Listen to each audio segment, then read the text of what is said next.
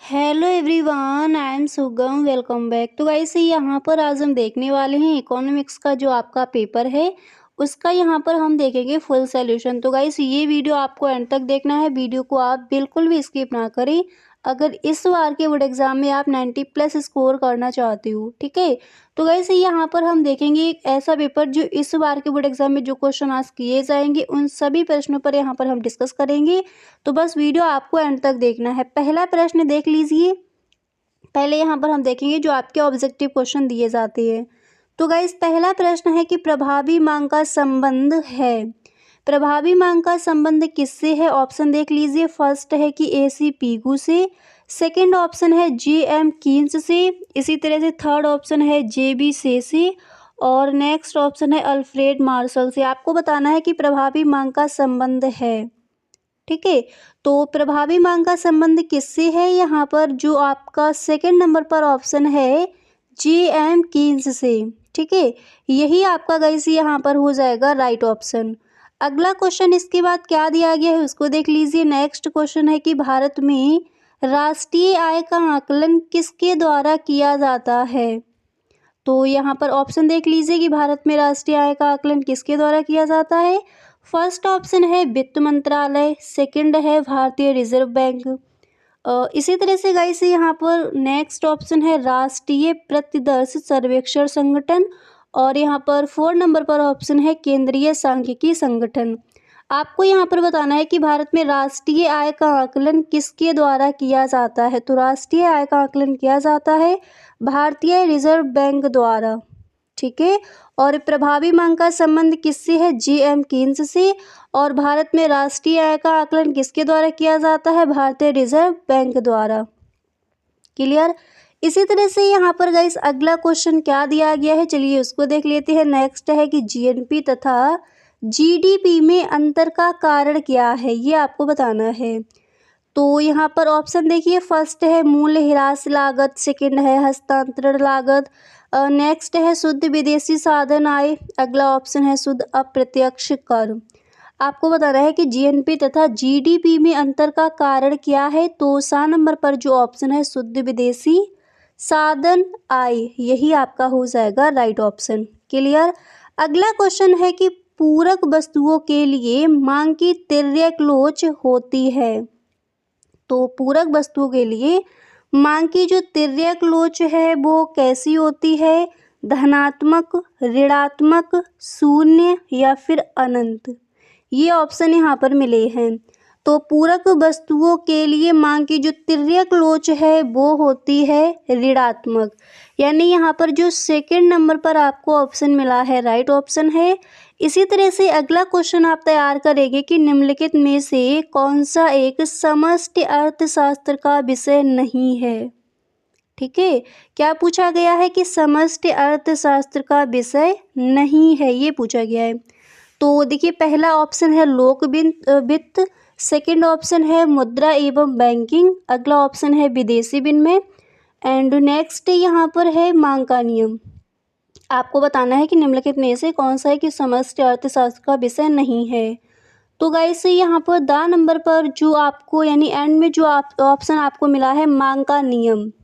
ठीक है, तो यही आपका यहाँ पर कैसा हो जाएगा? राइट ऑप्शन हो जाएगा। इसी तरह से अगला क्वेश्चन आप वहाँ पर कौन सा तैयार करोगी उसको देख लीजिए। नेक्स्ट क्वेश्चन है कि मंदी के समय कैसा बजट उपयुक्त रहता है। मंदी के समय जो बजट है वो कैसा बजट उपयुक्त रहता है, ये आपको बताना है। तो गाइस पहले यहाँ पर ऑप्शन क्या मिले हैं उन ऑप्शन को देख लीजिए। फर्स्ट ऑप्शन है अतिरेक बजट, इसी तरह से यहाँ पर गाइस नेक्स्ट ऑप्शन है घाटे का बजट और तीसरा ऑप्शन है संतुलित बजट और 4 नंबर पर हमें यहाँ पर ऑप्शन क्या मिला है? उपर्युक्त में से कोई नहीं। तो यहाँ पर आपको क्या बताना है कि मंदी के समय कैसा बजट उपर्युक्त रहता है। तो सेकंड नंबर पर जो आपको यहाँ पर क्वेश्चन दिया ऑप्शन दिया गया है घाटे का बजट। तो गाइस यही आपका यहाँ पर हो जाएगा राइट ऑप्शन। अगला यहाँ पर क्वेश्चन क्या दिया गया है, चलिए उसको देख लेते हैं। तो नेक्स्ट है कि अर्थशास्त्र के जनक कौन थे? Most important question. ठीक है, तो अर्थशास्त्र के जनक कौन थे? JB से, माल्थस, एडम स्मिथ या फिर रिकार्डो। ठीक है, ऑप्शन क्या है, जेबीसी, माल्थस, एडम स्मिथ या फिर रिकार्डो। तो अर्थशास्त्र के जो जनक हैं वो थे एडम स्मिथ।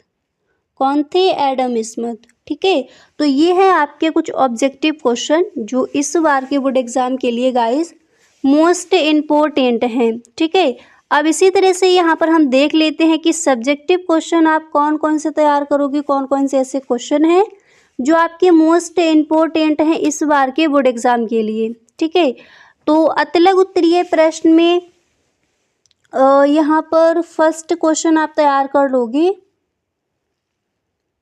संतुलित बजट क्या है। ठीक है, क्वेश्चन कई बार पूछा गया है, तो संतुलित बजट क्या है, चलिए आप वहाँ पर लिखोगे कि संतुलित बजट वह बजट है जिसमें सरकार की आय तथा व्यय दोनों बराबर होते हैं। यानी संतुलित बजट बराबर सरकार की आय बराबर सरकार का व्यय। ठीक है, और इसमें नीचे आपको थोड़ा और लिखना है कि संतुलित बजट का आर्थिक क्रियाओं के स्तर पर कोई प्रभाव नहीं पड़ता। इसके कारण ना तो संकुचनकारी शक्तियाँ और ना ही विस्तारवादी शक्तियाँ काम कर पाती हैं। ठीक है, तो अतलग उत्तरीय प्रश्न में पहला प्रश्न आपको ये तैयार कर लेना है। क्लियर। अब इसके बाद सेकंड क्वेश्चन वहाँ पर आप कौन सा तैयार करोगे उसको देख लीजिए। नेक्स्ट आपको तैयार कर लेना है कि चयन की समस्या क्या है, ये भी आपका कई बार पूछा गया है। तो चयन की समस्या क्या है, आप वहाँ पर लिखोगे कि मनुष्य की आवश्यकताएं अनंत हैं किंतु उनकी पूर्ति के लिए उसके पास साधन सीमित हैं जिनके वैकल्पिक प्रयोग संभव हैं। इन साधनों से किस आवश्यकता को पहले संतुष्ट किया जाए और किसे बाद में, यही चयन की समस्या है। ठीक है, तो इस तरह से आप जो आपका क्वेश्चन दिया गया है इसका आंसर वहाँ पर लिख कर आओगे। गाइस इसी के साथ नेक्स्ट क्वेश्चन आपको ये तैयार कर लेना है कि सूक्ष्म अर्थशास्त्र क्या है। ठीक है, तो सूक्ष्म अर्थशास्त्र यानी व्यष्टि अर्थशास्त्र क्या है, आप लिखोगे कि व्यष्टि अर्थशास्त्र अर्थव्यवस्था की विशिष्ट आर्थिक इकाइयों तथा व्यक्तिगत इकाइयों का अध्ययन करता है।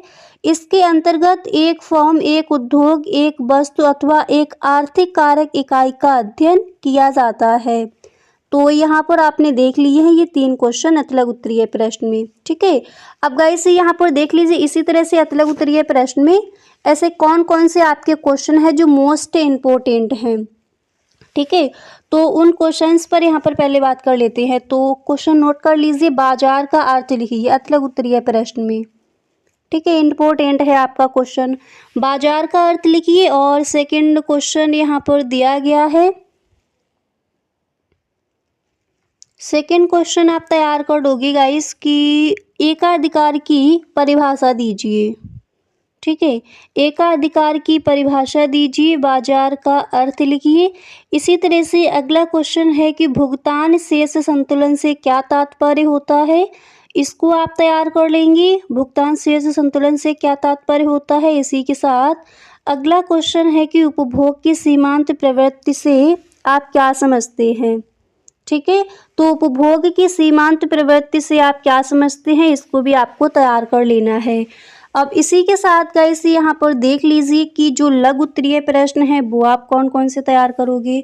तो लघु उत्तरीय प्रश्न में यहाँ पर गाइस पहला प्रश्न है कि कुल राजस्व, औसत राजस्व तथा सीमांत राजस्व का संक्षिप्त अर्थ लिखिए। तो चलिए फटाफट से इसका आंसर देख लीजिए। कुल राजस्व, औसत राजस्व तथा सीमांत राजस्व का संक्षिप्त अर्थ।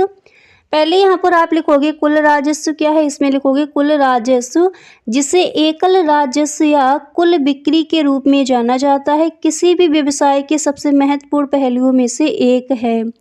इसके बाद नेक्स्ट औसत राजस्व, इसमें आप लिखोगे औसत राजस्व से तात्पर्य बेचे गए आउटपुट की प्रति यूनिट अर्जित राजस्व से है। सकल राजस्व को बेची गई इकाइयों की संख्या से विभाजित करके आपको औसत राजस्व प्राप्त होता है।